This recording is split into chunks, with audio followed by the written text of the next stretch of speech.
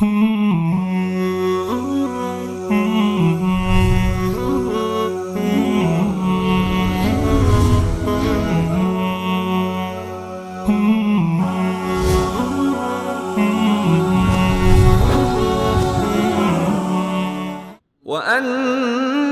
هذا صراطي مستقيما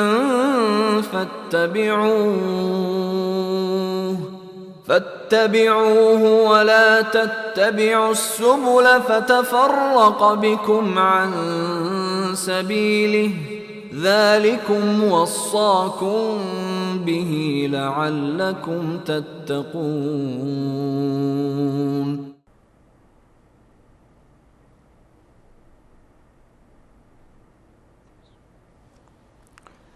الحمد لله والصلاة والسلام على رسول الله و علی آله و صحبه و من والاه، اما بعد. السلام علیکم و رحمت الله و برکاته. بینندگان عزیز و گرامی، در خدمت شما هستم از یکی دیگر از قسمت‌های برنامه راهنمود سنت. بینندگان گرامی، در برنامه گذشته در مورد بعضی از مطالبی که ارتباط به قسم می‌گرفت صحبت کردیم که به چه چیزها قسم درست است و به چه چیزهای قسم درست نیست. به صورت کوتاه و مختصر مطالبی بیان شد. در این برنامه میخواهم بعضی از احکام و بعضی از مطالب دیگر و مسائل دیگری که ارتباط به قسم میگیرد را به خدمت شما بینندگان عزیز و گرامی بیان کنم. اگرچه در این بخش میشود گفت که یعنی اکثر موارد ارتباط به مسائل فقهی و احکام میگیرد، اما چون بحث سوگند را آغاز کردیم و شاید بعضی از بینندگان عزیز و گرامی ما برای اونها نیاز باشه که مطلب را به صورت کل، یعنی تا حد توان، حد اقل به صورت کلی مطالبی که ارتباط به همین موضوع میگیرد با آنها بیان بشه، تا ای که باز نیاز پیدا نکنن به موضوعاتی که گفته نشده یا این که به اونها دوچار شک و تردیدی نشه.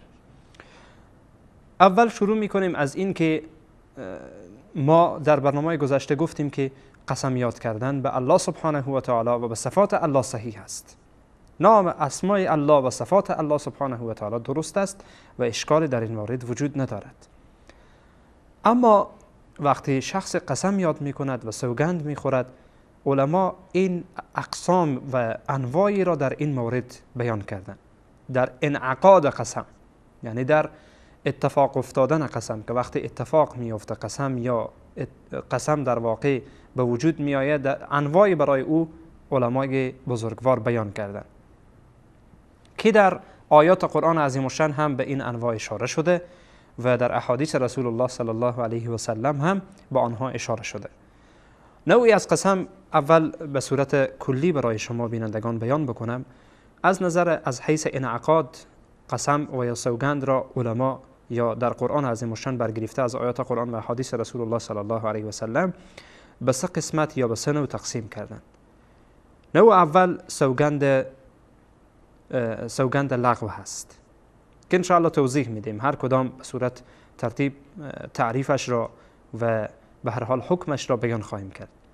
اول سوگند لغو، دوم سوگند غموس و نوع سوم سوگند منعقده هست که هر کدام از اینها تعریف خاص خودش را داره و احکام خاص خود را داره. فقط حالا به صورت کلی این به ذهن شما باشه. نوع اول که همان سوگند لغو هست که الله سبحانه و تعالی هم در قرآن عظیم الشأن در سوره مبارکه بقره آیت 225 الله متعال میگه که لا یؤاخذکم الله باللغو فی ایمانکم، که در اینجا لفظ لغو الله سبحانه و تعالی بیان کرده. اما در مورد تعریف این لغو یعنی چیزی که پوچ باشه، چیزی که دنبال او کدام حکم مرتب نباشه، یعنی چیز بیفایده‌ای باشه. در این مورد در تعریف این سوگند لغو علما تعریفی بیان کردن. دو تعریف مشهور وجود داره. یک تعریف اینه که میگن سوگند لغو سوگندیه که بدون قصد از زبان جاری میشه، بدون اینکه شخص قصد داشته باشه از زبان او جاری میشه. مثلا میگه آره والله، نه والله یا بله والله نه والله، به این ترتیب الفاظی که به سر زبان هاست، الفاظی که به سر زبان هاست و در آن قصد قسم خوردن نیست. این نکته را داشته باشید، قصد قسم خوردن در آنها نیست، بلکه از زبان جاری میشه، چون در جامعه همین رقم مروج شده. مثلا والله والله زیاد میگن، نه والله زیاد میگن. این یعنی در آن قصدی وجود نداره که انسان به نام الله سبحانه و تعالی قسم بخوره، بلکه یک چیزی است که به صورت غیر ارادی، حتی احیانا غیر ارادی از زبان خارج میشه و انسان در آن مورد قصد نداره که به الله قسم یاد بکنه. این تعریفی است که در مذهب شافعی و در مذهب حنبلی این تعریف آمده. این تعریف را علمای شوافع و حنابله کردند و استنادشان به حدیثی است از ام المؤمنین عایشه صدیقه رضی الله تعالی عنها که در صحیح بخاری آمده که ام المؤمنین عایشه صدیقه رضی الله عنها می‌فرمایند که انزلت هذه الآیه، این آیه نازل شده. کدام آیه؟ لا یؤاخذکم الله باللغو فی ایمانکم. این آیه نازل شده برای چی نازل شده؟ فی قول الرجل لا والله و بلا والله، در قول نه والله و بله والله، همین چیزی که قبلا با آن اشاره کردم. ام المؤمنین عایشه صدیقه رضی الله عنها میگن این آیه در این مورد نازل شده، لا یؤاخذکم الله باللغو فی ایمانکم. بناهن به تعبیری که مادر بزرگوارمان عایشه صدیقه رضی الله عنها دارن، میفرمایند که این آیه در این مورد نازل شده، در مورد همین الفاظی که شخص میگه آره والله نه والله و به این ترتیب الفاظی که یعنی غیر ارادی یا این که بدون قصدی که انسان قصد سوگند را داشته باشه از زبانش خارج میشه. این حدیث ام المؤمنین عایشه صدیقه رضی الله عنها در صحیح بخاری آمده، حدیث شماره 4613. تعریف دومی که علمای احناف میکنن و علمای مالکی میکنن این است که میگویند قسم لغو قسمیه که شخص بر چیزی قسم میخوره که به او یقین و باور نداره، بلکه از روی گمان چیزی را میگه. مثلا میبینه که شخصی از جای گذشت قسم میخوره، میگه به خدا قسم ای فلانی هست، به او یقین کامل نداره، یا میگه به خدا قسم فلان کار این گونه است، در حالی که یقین کامل نداره، از روی گمان میگه این حرف را، ولی بعداً واضح میشه که آن چیزی که این فکر میکرده اون چیز نیست، برخلاف آن بوده. این رو میگن قسم لغو. تقریبا میشه گفت که در میان دو تعریف کدام تفاوتی در این مورد وجود نداره، یعنی تفاوت بسیار کلی نیست، آن هم بدون قصد، این هم بدون قصد. کدام یعنی میشه گفت کدام فرق بارزی و فرق بسیار زیادی در میان این دو تعریف وجود نداره. به هر حال حکم این نوع قسم چی هست؟ چنانچه پروردگار سبحانه و تعالی میگه لا یؤاخذکم الله باللغو فی ایمانکم، یعنی خداوند سبحانه و تعالی در اول همین آیه حکم را الله متعال صادر میکنه. لا یؤاخذکم الله، خداوند شما را مؤاخذه نمی کند، باللغو فی ایمانکم، در قسم های لغوی که شما دارید، در سوگند های لغوی که شما میخورید، در اینها پروردگار شما را مؤاخذه نمی کنه. یعنی این که نه در این قسم های لغو کفاره وجود داره که ان شاء الله بعداً به کفاره هم اشاره خواهیم کرد، نه کفاره وجود داره و نه گناه شخص مرتکب میشه، چون غیر قصدی و غیر ارادی هست. شخص به او قصد قسم خوردن را نداره، قسم خورده، حالا به این قسم خود اراده نداشته، به این قسم خود در واقع میشه گفت که کدام قصد و کدام اراده کامل نداشته. یا به تعبیر دوم، به تعریف دوم علمای احناف و مالکی این است که شخص بدون اینکه به چیزی یقین داشته باشه قسم خورده، یا به تعریف علمای دیگر، علمای شافعی و علمای حنابله، میشه گفت که و بنا به اون روایتی که از ام المؤمنین عایشه صدیقه رضی الله عنها آمده، اینه که در سر زبان ها چیز جاریه و بدون قصد از زبان ها جاری میشه و بدون قصد چیزی گفته میشه. پس بناهن الله سبحانه و تعالی میگه که لا یؤاخذکم الله باللغو فی ایمانکم. این حکم در واقع سوگند لغو هست که خداوند سبحانه و تعالی در قرآن عظیم الشان به صورت خیلی واضح و آشکار موضوع را مطرح کرده. نوع دوم از قسم ها قسم غموس هست یا سوگند غموس هست. غموس خودش قوت دهنده معنا می دهد. قوت دهنده. این قسم قسمیه که شخص آن را از روی عمد، از روی قصد قسمی را میخوره به دروغ بر آنچه که گذشته، بر آنچه گذشته کاری انجام داده، بعد قسم میخوره که به خدا قسم من این کار را انجام ندادم. از روی قصد این کار انجام میده.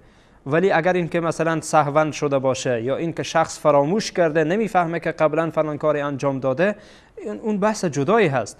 ولی این شخص از روی قصد قسم میخوره به کاری که گذشته، کاری که گذشته انجام داده شده یا انجام داده، قسم میخوره که به خدا قسم من این کار انجام ندادم.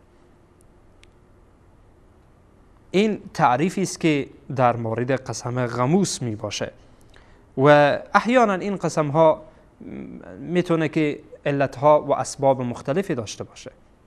طبق که در بعضی از روایات آمده مثلا شخص مال کسی را میگیره، زمین کسی را غصب میکنه و به هر حال مال کسی میخوره، یا از کسی قرض میگیره، پول میگیره، بعدن قسم میخوره که به خدا قسم تو برای من پولی ندادی، به خدا قسم که این زمین از من است، در حالی که دروغ میگه. آن زمین دزدیده، آن زمین دزدیده، غافل از این که این زمین دزدی در روز قیامت به گردن او آویزان میشه و وبای جانش میشه، بلای جانش میشه.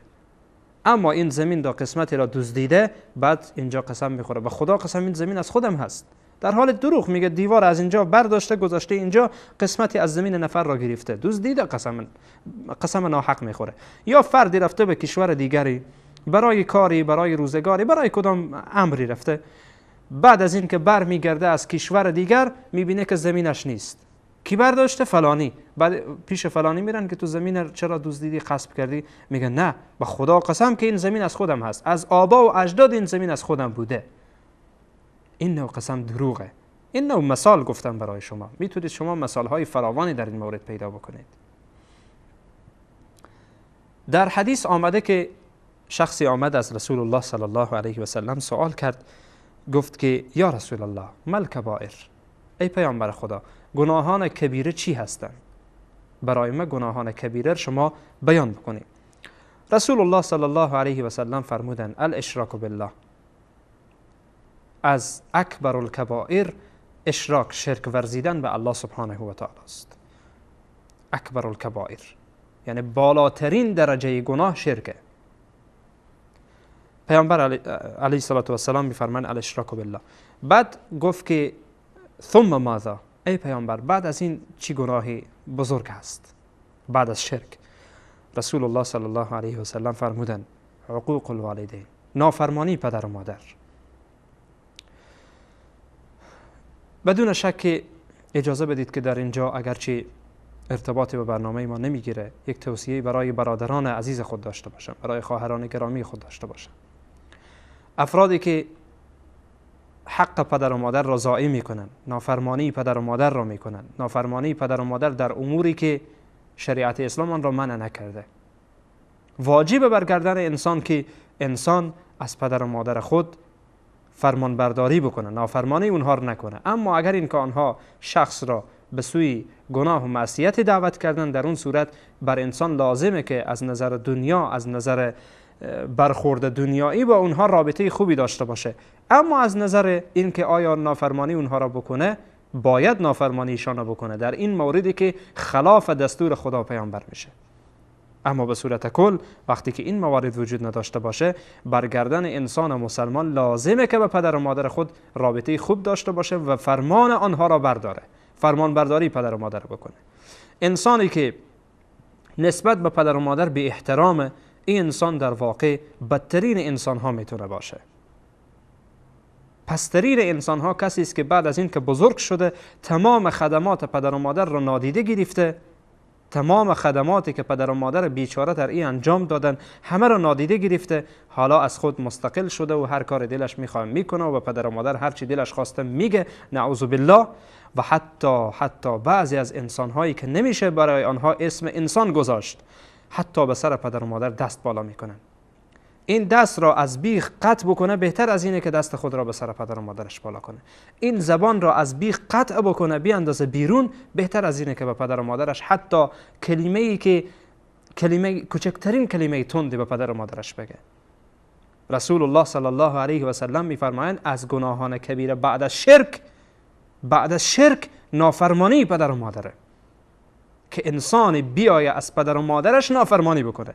مادر بیچاره‌ای که ماها این فردی که حالا بزرگ شده حالا به پدر و مادرش بی احترامی میکنه، این را با خودش کش کرده، از این طرف و این طرف حمل کرده، اینجا شبها را به خاطر این نخوابیده. پدر بیچاره شبها را به خاطر این نخوابیده، امیدوار بوده که روزی بزرگ میشه و برایش بازویی میشه، اما امروز فرزند بزرگ شده بلای جان پدر و مادرش شده. الله متعال جوانان عزیز ما را هدایت بکنه که نسبت به حقوق پدر و مادر توجه داشته باشند، چون حقوق پدر و مادر یعنی نافرمانی پدر و مادر از جمله گناهان است که بعد از شرک خداوند آن را قرار داده. حتی در قرآن عظیم الشان ما وقتی که میبینیم الله سبحانه و تعالی همیشه بعد از عبادت خود احسان به پدر و مادر را بیان کرده، بعد از شرک نافرمانی پدر و مادر الله سبحانه و تعالی بیان کرده. و رسول الله صلی الله علیه و سلم همچنین که در این حدیث ما میبینیم که رسول الله صلی الله علیه و سلم به او شخص میگن که از جمله کبائر، از جمله گناهان بزرگ شرک، بعد میگه ثم ماذا، بعد از این یا رسول خدا چیست؟ پیامبر میفرمایند عقوق الوالدین، نافرمانی پدر و مادر. پس ای جوان عزیز مواظب باش. مورد دیگری که رسول الله صلی الله علیه و سلم میفرمایند که ارتباط به بحث ما میگیرد که یمین یا قسم غموس هست، ان شاء الله بعد از میان برنامه به خدمت شما بیان خواهم کرد.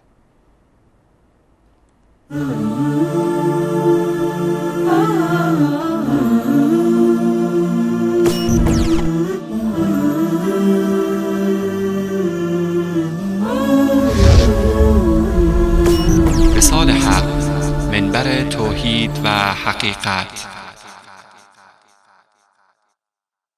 فذلكم الله ربكم الحق فماذا بعد الحق إلا الضلال فأنا تصرفون.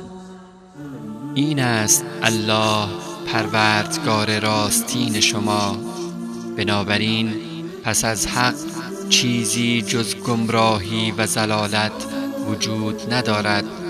پس چگونه از حق روی گردان می شوید؟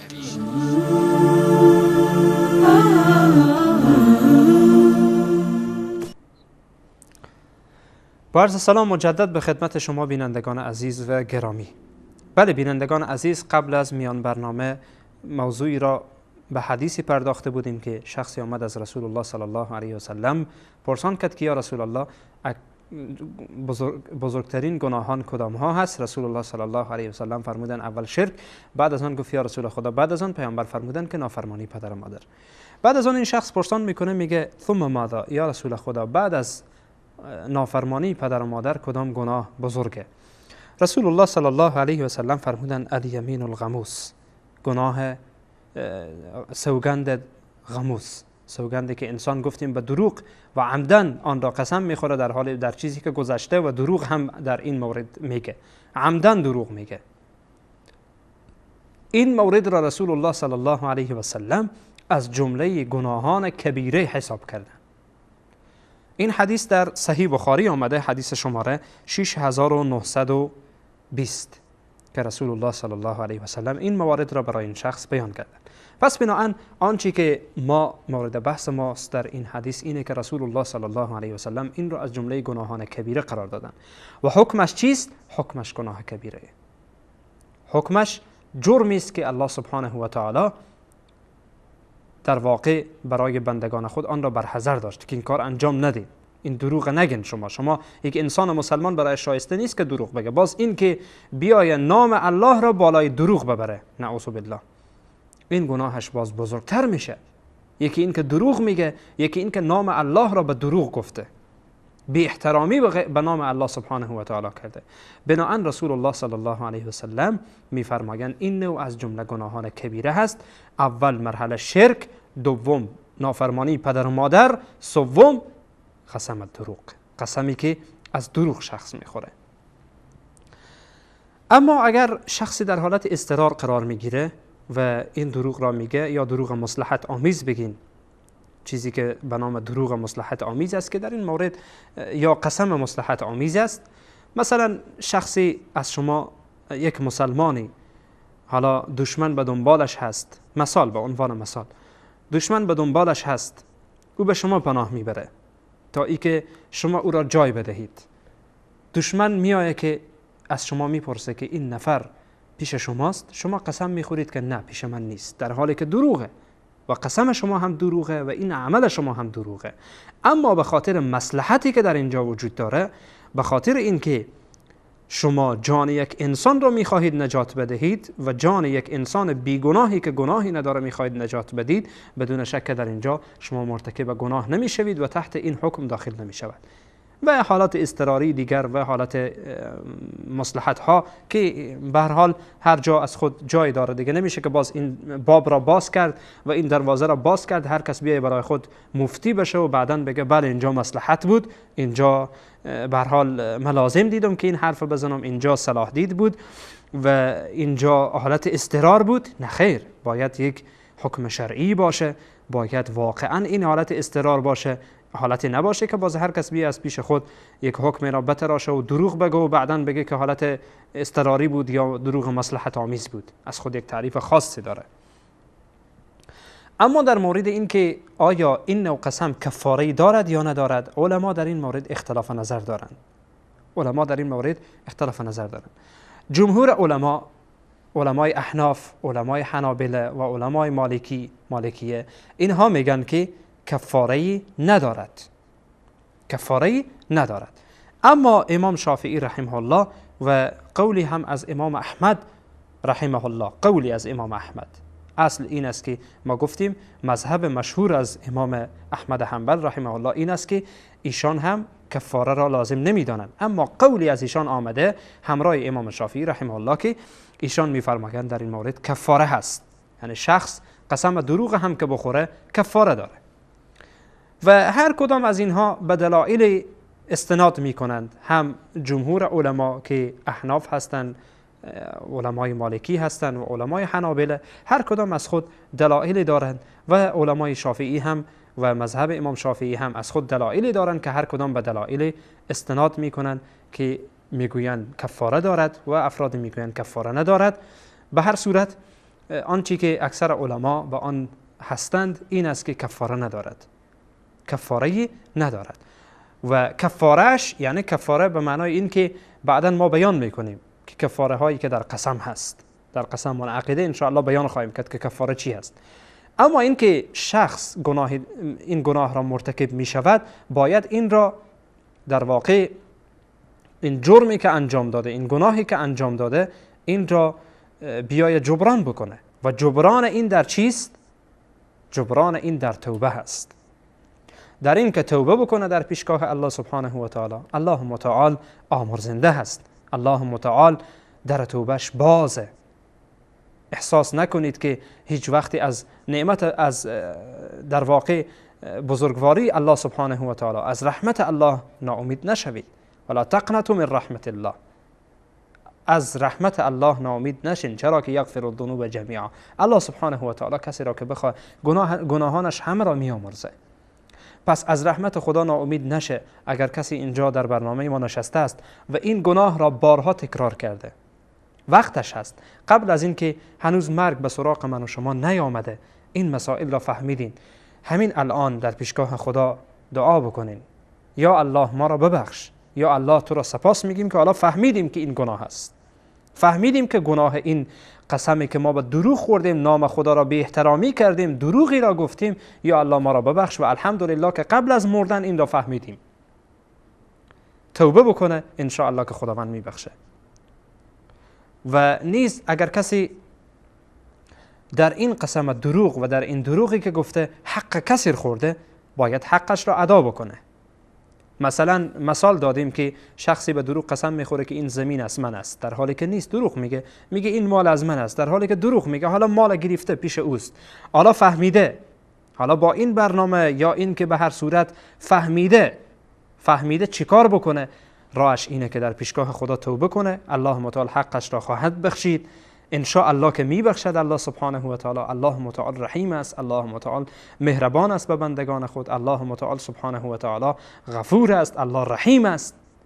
اما حق دیگر حق بنده است که حق او را هم باید بپردازه. اگر مالش را ضایع کرده از او حلالیت بطلبه اگر او بخشید. حالا این که مالش را اگر میتونه امکانش هست به او رد بکنه یا ای که از او حلالیت بطلبه، خلاصه این که اون نفر را راضی کنه، اون نفر را، نه این که باز دور بره اون را راضی بکنه به گناه دیگر متوسل بشه که یا مرا ببخش یا تو را میکشم، یا مرا ببخش یا فلان کار را انجام میدم. نه خیر، این دیگه باز گناه دیگری باز در کنارش قرار میگیره.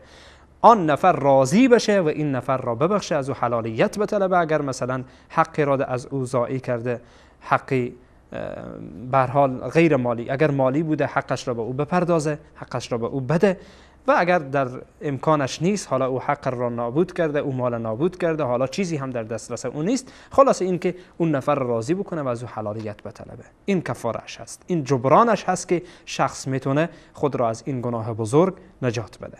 الله تبارک و تعالی برای همه من و شما توفیق بده که از این گناهان بزرگ در واقع خودمان را دور بکنیم و الله سبحانه و تعالی ما را از اینها فرسخها و کیلومترها الله متعال دور بکنه ان شاء الله. نوع سوم از قسم سوگند منعقده هست که حکمش طولانی هست و میخوام که این را بگذاریم برای برنامه دیگری. اجازه بدین که در این قسمت از خدمت شما رخصت بشیم تا برنامه دیگر. همه شما را به الله پاک بی همتا میسپارم. الله سبحانه و تعالی یار و مددگار همه من و شما باشد. السلام علیکم و رحمت الله و برکاته.